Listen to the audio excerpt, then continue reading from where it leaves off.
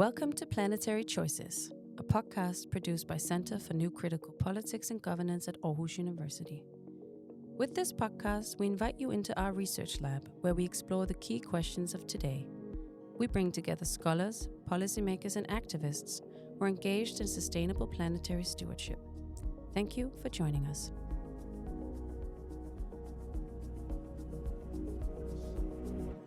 Welcome to Planetary Choices.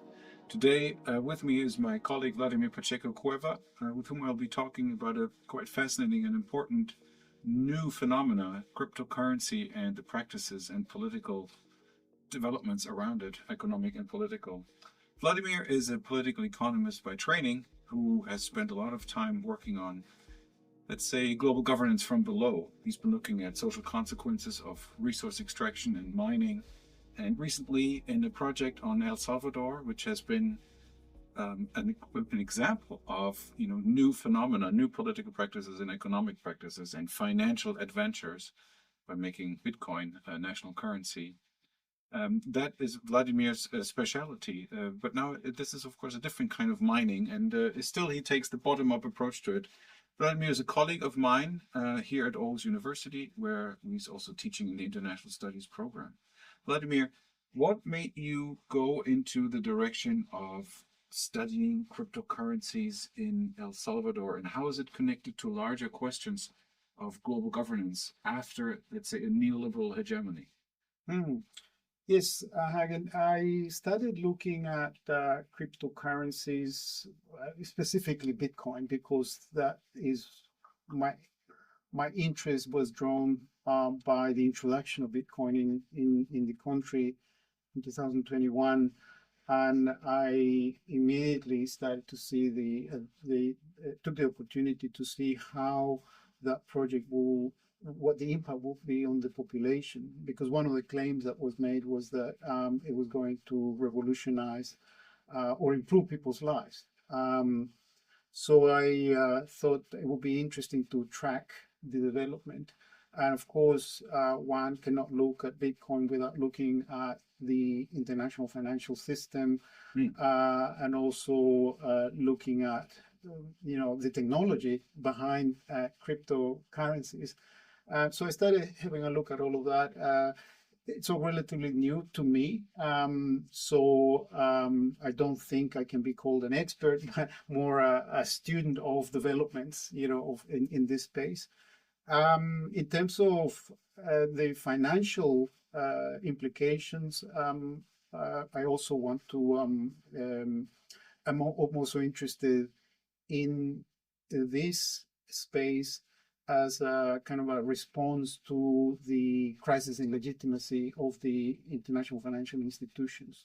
Yeah. So you do see this as part of a larger phenomenon, even though we're going to talk a lot about El Salvador and also your findings of this project. Yeah. What we are seeing with Bukele and the way he runs his presidency and the way he acts, is you see this part of a larger pattern of changes? Definitely, and it has to do a lot with the crisis of neoliberalism. The project that started in the 80s, with opening up markets of all types, with deregulation of the economies, both in developing and developed countries.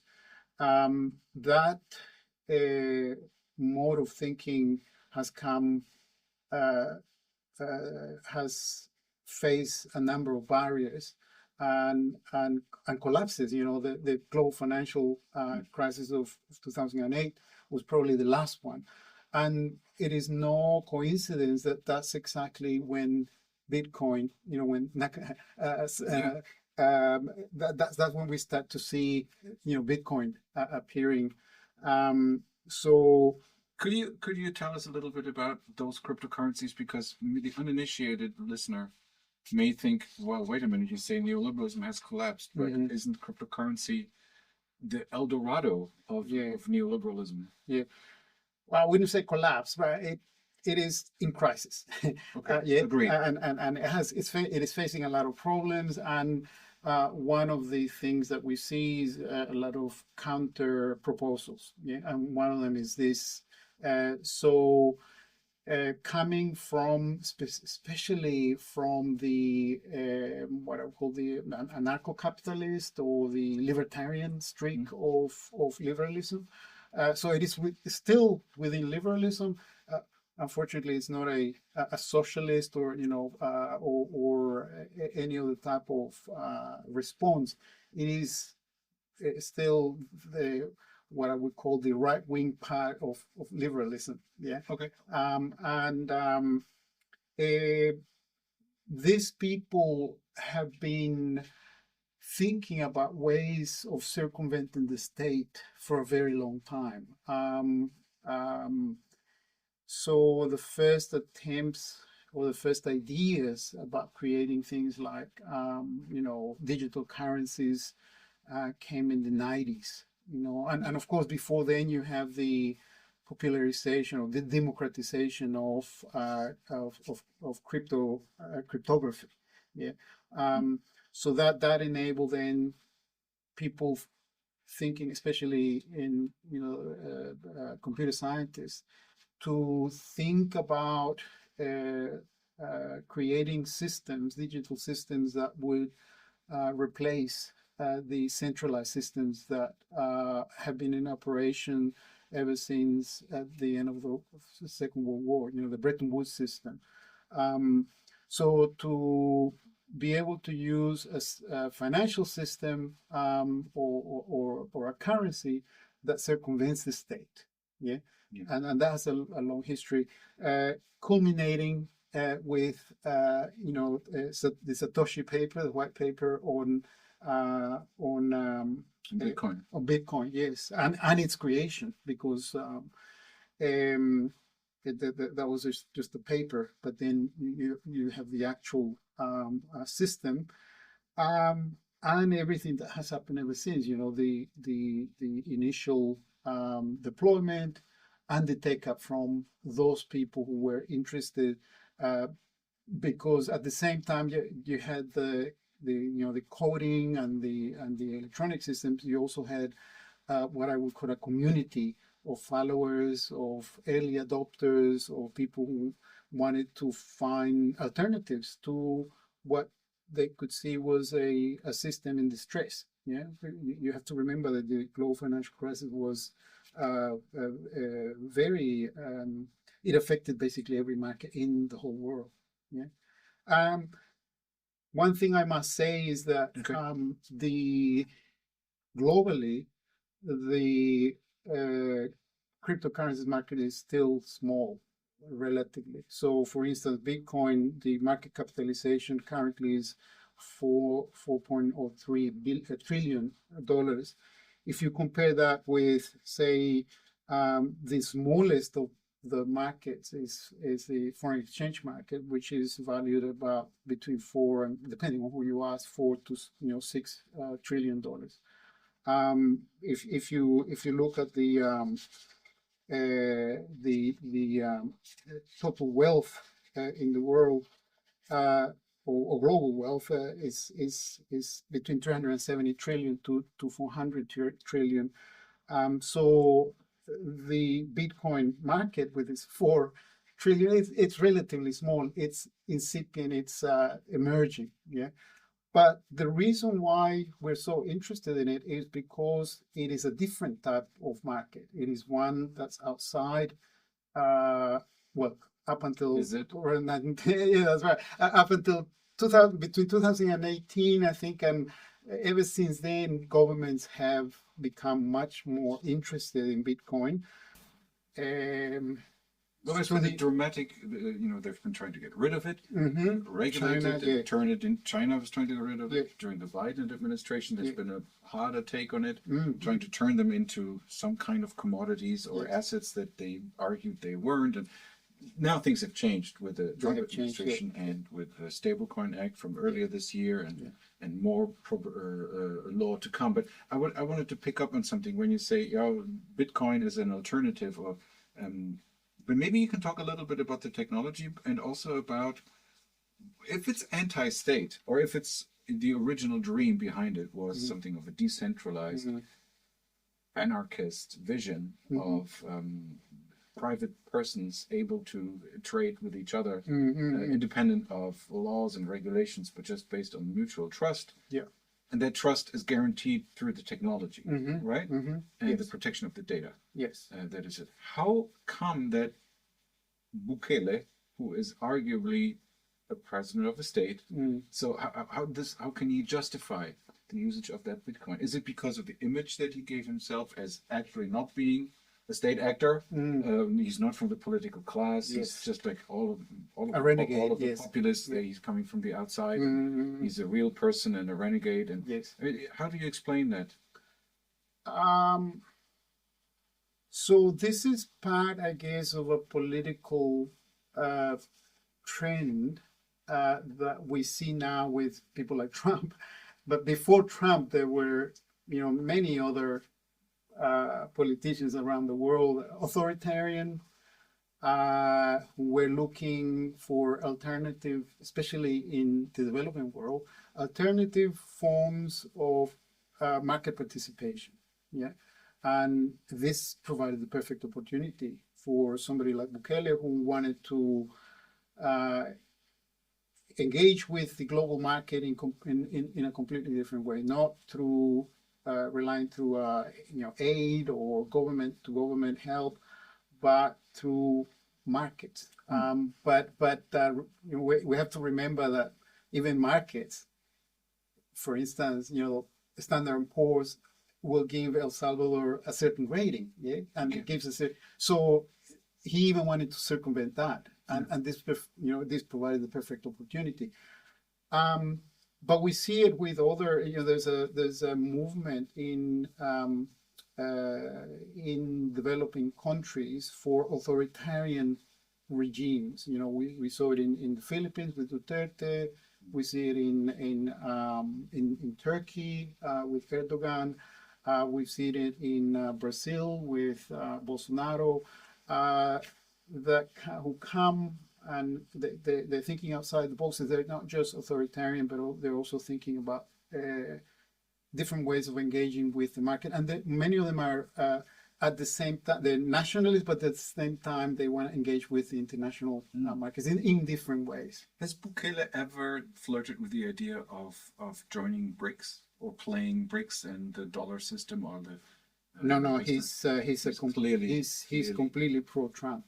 Very, very close to Trump, and that has, with the further regulation of Bitcoin in the United States, that has helped him. That has helped his project, his national project in El Salvador. Yes. So perhaps, one of the things that we should remember is that the actual technology that on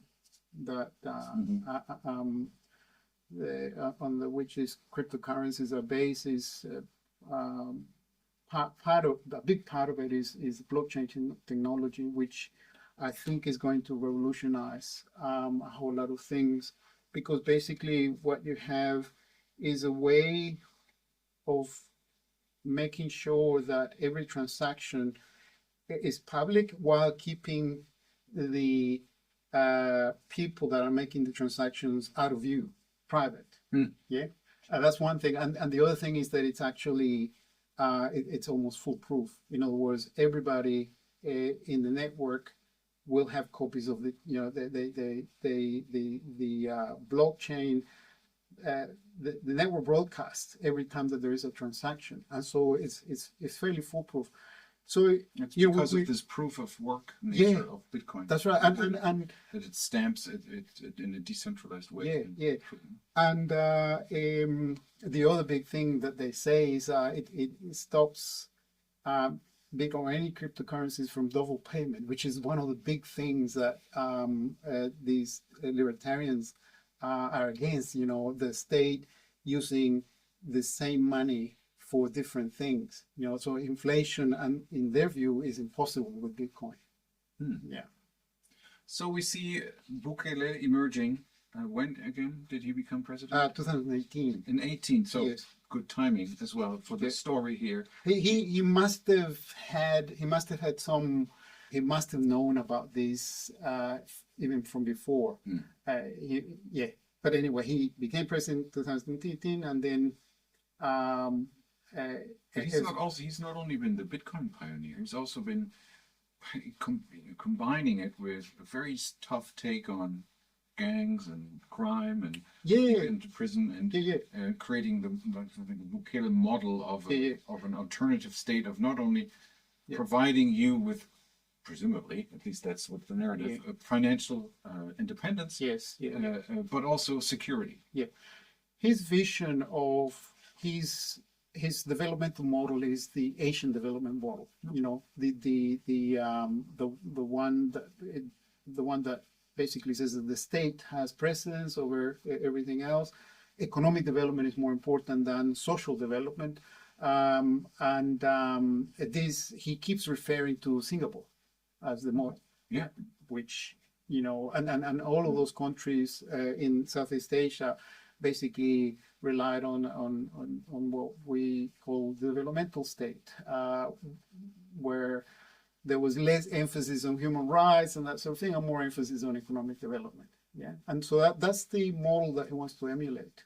And this is the model that now lots of people are very interested in, especially in Latin America. He's become a hero, and because of his, not just in Latin America actually, but because of his hard stance on the gangsters, the country, you know, mafia basically, and having succeeded in eliminating them to a large degree from the streets, then everybody's interested, or all of a sudden everybody's interested in what is he doing, you know.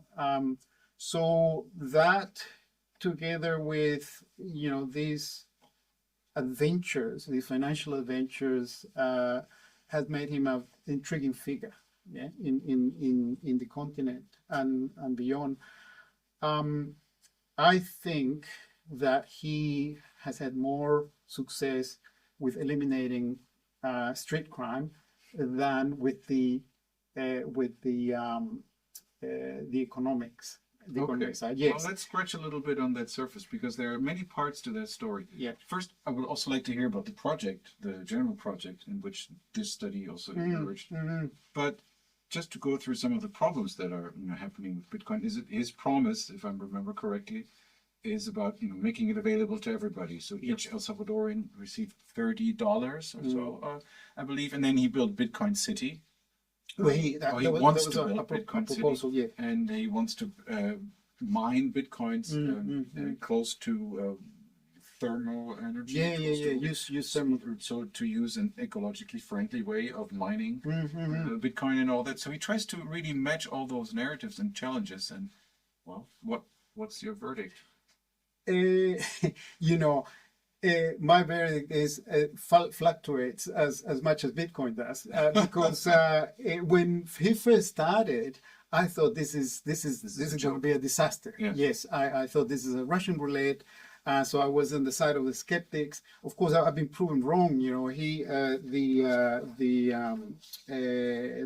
Bitcoin, he bought $25 million worth of Bitcoin in 2021. Now he has $735 million because Bitcoin has gone up, of course, in those years that he had been buying. I don't know what he's doing with that money, because it's very difficult to find a public source that, or an available source that we can examine, that we can use. These figures that I have here come from the Bitcoin office, the country's Bitcoin office.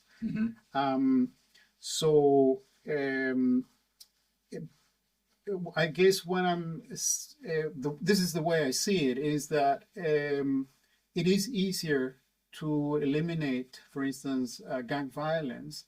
That's a project that may take, depending on what measures you use, between 1 year to 5 years. He did it in 1 year. But economic development requires, 10 to 15 years. I mean, if we have a look at the examples in Southeast Asia, all the dragons took 15 to 20 years to achieve that rapid growth in development. So all these adventures are tentative at the moment. We see a lot of infrastructure projects that are happening in the country, but economic development measured in the traditional way, I think, will take a lot longer. I don't think we can claim that this project has been successful or a failure just yet. It remains to be seen. Just as Bitcoin as well, because there's, if we can see it this way, there's a lot of skeptics in the Bitcoin camp around the world, and there's a good converts. Yeah. So I don't think I can say now, it's going to be a disaster. So far, it's good. What my main problem with having made it into national currency, that was, I think, that was not necessary. But they have moved out of it. They have moved out in April this year. They were forced to move out, and that, I think it's a positive development. But at the same time, Bitcoin itself has become much more accepted around the world. There's more regulation and that sort of thing. So I guess what I wanted to say is that making this currency into national currency basically put the whole country in a risky situation. And this is what the IMF kept telling the country, the president, is you are going to, it's too risky. Yeah. So could you tell the audience a little bit about the origins of the Bitcoin in El Salvador? It's not that Bukele came and invented it, but there was a bit of a original use. There was a pilot Bitcoin project. Beach? Or what There was a pilot project called Bitcoin Beach where you could use Bitcoin to pay for goods and services. There were stores, all the stores in Bitcoin Beach received Bitcoin as form of payment, and it was a success. And so they thought, okay, well, let's move that to the national level. And so you could see things such as ATM machines popping up everywhere because there was infrastructure that was created to make it possible for people to pay with Bitcoin if they so wish. Yeah. The problem is that what I saw another problem is that the people were not informed or educated about what they were using.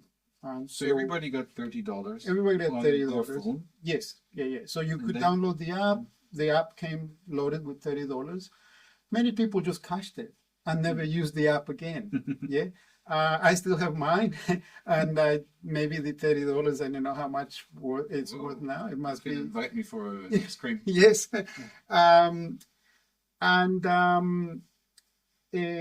so there's basically two camps here. One, the people who are really interested in investing in Bitcoin. It's a minority in El Salvador, just as it is around the world. Yeah. And there is a larger group who are not using it.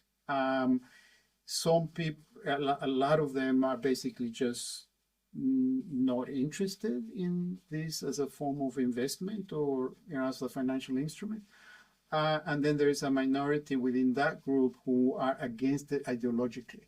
Just as you have a camp, you have also two camps within the Bitcoin, which are I call them ideological entrepreneurs, who are, the anarcho-capitalists and the libertarians who think that this is This is the This is best going thing. to bring down the deep state. Yeah, and the pragmatists, the pragmatic entrepreneurs who basically want Bitcoin to grow, regardless of the type of negotiations you make with the state and that sort of thing. Yeah, that camp has basically won. The Pragmatists. the pragmatists. They Bitcoin now is now much more accepted and regulated, and the big banks have continuously finding ways of work with Bitcoin, and the cryptocurrencies. Yeah. So here you have two camps, and I think that the reason why I wanted to look at El Salvador is a fairly marginal place, in world politics, but you can almost see that happening, that being echoed around the world, where you have people who are interested in this as an instrument and they use it. I think you've told me about the story of this woman, or there's a story about this woman in Afghanistan. Yeah, there was a female entrepreneur who paid her female employees in bitcoins or satoshis, maybe not a full Bitcoin. And when the Taliban regime came back, they could pocket their ledgers and move to another country, and they would have financial freedom. That's right. Yeah, which is very different to I years ago I heard the story about these refugees from Iran who transferred, basically sold all their assets in Iran. This is with the Shah of Iran, the fall of they sold everything, bought gold, and then traveled with gold. But of course, gold is easy to lose and easy to steal, and they were victims of crime, so they lost a lot of their wealth in leaving Iran. So the same cannot happen with Bitcoin because it's all, safely secure in the virtual world. Yes. Unless you lose your unless you lose your key. Yeah. Yes.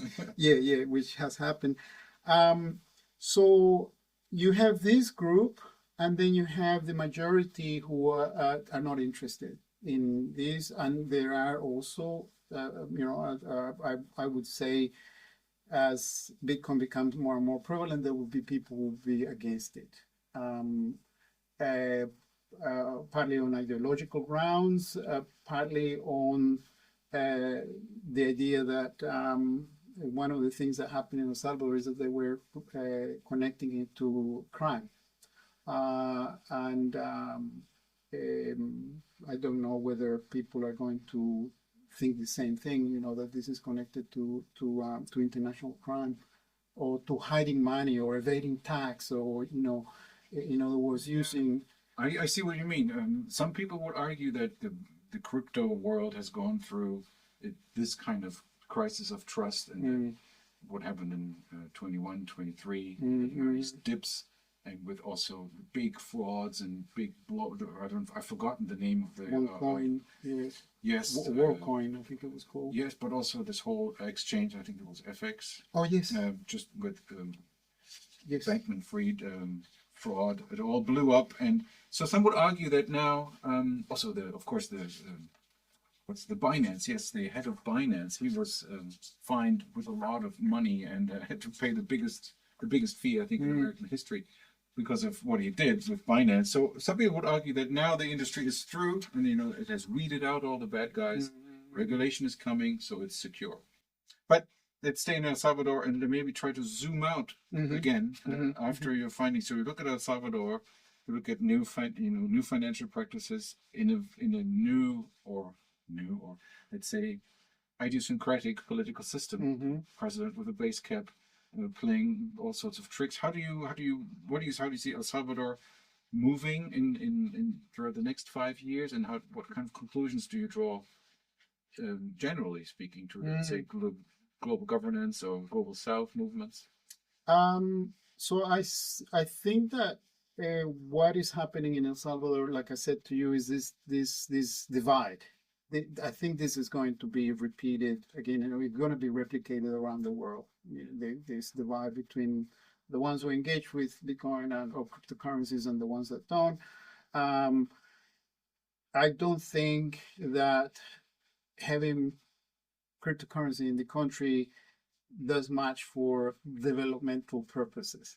No. I think that, I mean, as a form of payment, yes, but as a store of value, I was, I'm always reminded about the uses of money, store of value, form of exchange, and a unit of account. It does really well, increasingly well, as a store of value. Yeah. But the other two are not very good. It's very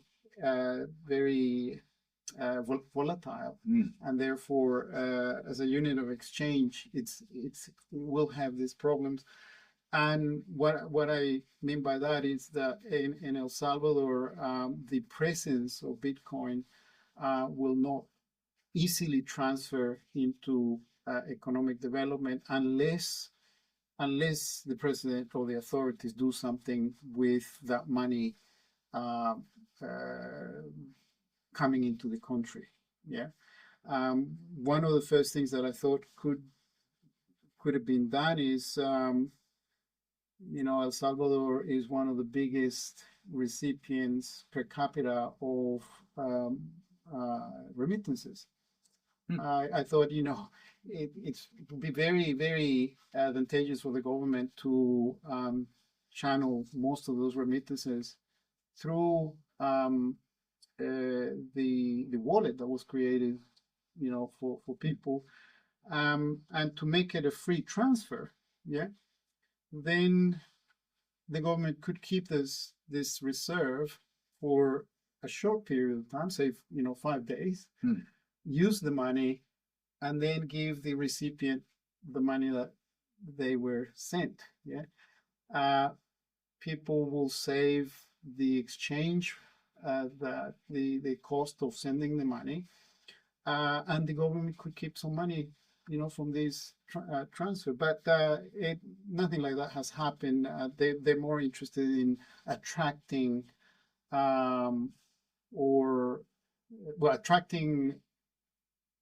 Bitcoin entrepreneurs to the country and showing that they mean business when it comes to taking Bitcoin seriously. So I don't see in the next 5 years nothing much happening. Perhaps it all depends on whether Bukele still be in power? Well, he changed the constitution so that right? he can continue being president, re-elect himself, so that he could be re-elected in the future. This is a feature of many of these, authoritarian regimes. Yeah.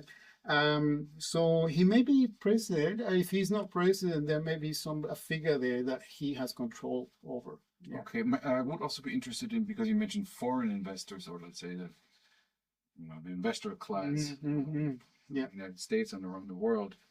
How about El Salvadorian entrepreneurs, or let's say the middle class, or the those who would do business and would be playing an important role in the economy? How do they? So the middle class, a fraction of the middle class has taken this up. Welcome the opportunity. But large parts of it are not interested. They just don't understand, what a cryptocurrency is. It is too esoteric for them. Yeah, and the government hasn't made any concerted effort to educate people on what this is. Yeah, so those who have taken it up in the middle class is because they've done the research, they've done their homework, and they go, okay, let's have some savings in here. But by and large, most of them, I can set we did a survey, and the results from our survey basically coincided with a survey that was carried out by the Chamber of Commerce. So February 2022, so that's almost a year after it was introduced, indicates that 13.9, almost 14% of businesses have made sales in Bitcoin. So only, I don't know, that figure hasn't grown. It is still marginal. If they were asked, what will you do when you receive Bitcoin? This is from the Chamber of Commerce. What will you do when you receive, the $30, the incentive? Most of them, 53% of businesses and 52% of individuals said that they'll change it for US dollars and they will use it for their everyday expenses. Whereas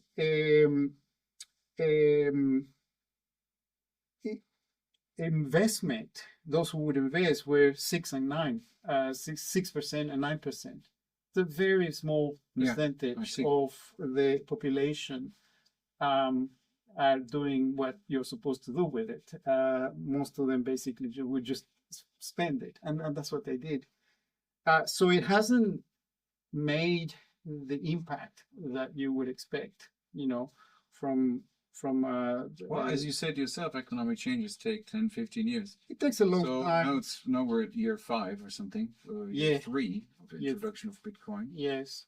And so the problem, I think, is the fluctuation. And the other problem is the lack of knowledge about it. So if you say, for instance, you're not educated into Bitcoin and you look at it from the outside, you see this asset that goes up and down, you're probably going to say, no, I don't. But if you are educated into, all these fluctuations in whatever you do, if you invest in the stock market, it's the same thing. And you have a long-term strategy, then of course you would do it. But the proportion of people doing that is very small. I see. Yeah. So, and I think it will remain more small because it's like I said to you, it's an esoteric.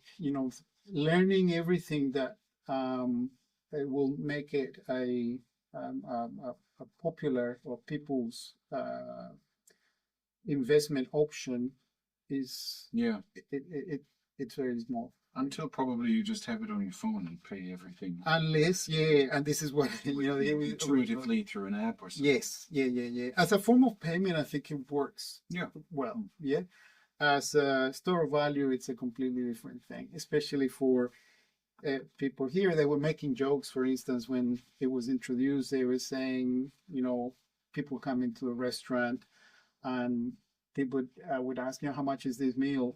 That's, so many Bitcoin.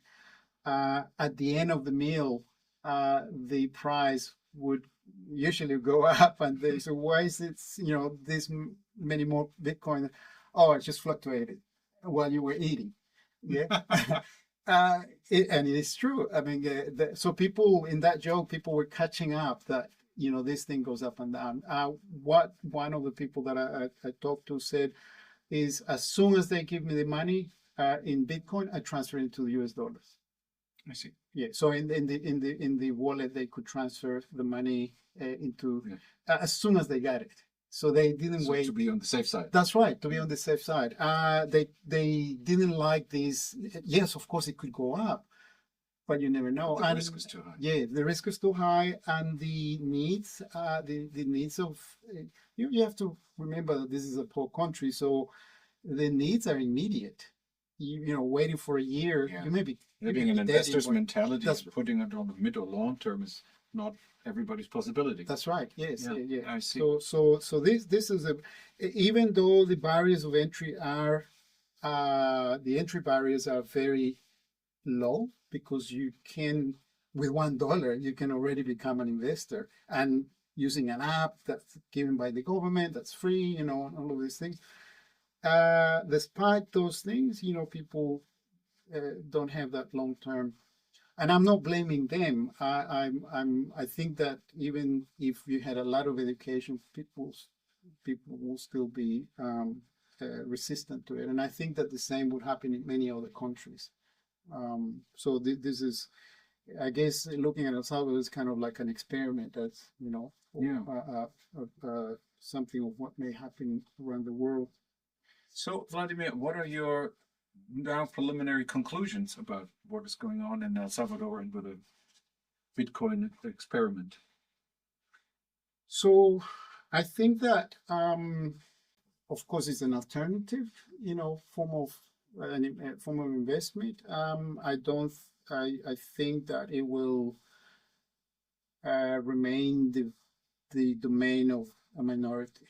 I don't think it's going to, and it is going to be popularized. Maybe as a final thought experiment, if Bukele were not president anymore, but some form of democratically elected parliament comes back, voted in maybe by this middle class that is uninformed or uninspired, would they keep the Bitcoin? They will keep the Bitcoin. I mean, the infrastructure is there. They will keep it, yes. So in that sense, it's an addition to everything else going. They may actually do the right thing and educate people. In other words, try to get everybody to. I think they would keep it because as in like I said to you in April this year, it stopped being national currency, is now just an investment like any other. So it doesn't matter in that to the state. It will not make any difference to the state coffers. It doesn't impact the credit rating of the country, so it will probably stay as an institution. Obviously, from the figures, they've done really well. Yes, it's astonishing. Yes. The initial investments that the money that he put in is now made a whole lot of money. So I think we're coming to an end slowly. Are there any last words that you would like to formulate?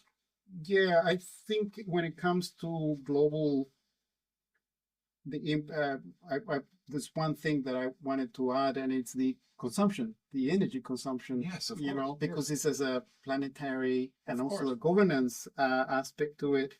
So I was looking at the figures, for how much energy is consumed, how much energy Bitcoin consumes, and of course this doesn't include all the other cryptocurrencies. So Cambridge runs this project called the Cambridge Bitcoin Electricity Consumption Index, where they're trying to figure out how much electricity is used in the whole process of producing Bitcoin. And it's quite significant. It stands at 175 terawatt hour, which if you compare with other industry, for instance, here we can see copper production, it's 167. And copper production is an industrial process. It requires a lot of energy. All the fridges in the US consume 104 terawatt hour. So Bitcoin consumes way more. AC air conditioning is the highest, 2,159. And if you annualize that, for instance, when you compare it with gold, is something like 175 terawatt hour compared to Bitcoin, which is about 250. So it is quite considerable, So what this means globally is that the one thing that people see as an alternative form of finance is the one thing that is adding to our woes when it comes to carbon footprint. Yeah. And the more of these things that come up, because it is a market, it's a market response to a crisis. So people are trying to get out of a sinking boat, going into other ones that are just making the problem worse. So this is an individual response to a major problem, a major crisis. It's not going to solve the problem. It is actually it's exacerbating it. Yeah. So the final conclusion is actually, well, they may have done well with the regarding the numbers and the investment, but the externalities or the costs of it from an environmental perspective are disastrous. Yeah, disastrous, yes. Yeah. So or adding to an already bad situation. Yes. And I think this is the problem with market-led solutions, and technological solutions to a political, social, economic problem, such as the carbon footprint, is you create an alternative and then it creates a new problem. So such an electric cars, of course you don't use fossil fuels anymore, but then you mine the lithium, and then that becomes a new problem. What are we going to do when we have to dispose of these batteries, or when we have to renew these? That is something that we're going to face in the next few years. Thank you, Vladimir. We'll be talking to you then in a couple of years again. Yes. Thanks, Vladimir. Thanks for joining Planetary Choices. We've learned a lot about this case, taking away some of the myths about Bitcoin and seeing it in actual practice. The message is mixed. There's some upside, but also a lot of depressing news and consequences that need to be tackled. Stay tuned. Thank you for listening to this episode of Planetary Choices. This podcast is produced by the Center for New Critical Politics and Governance at Aarhus University. Visit our website and join us for another episode of Planetary Choices. That was it.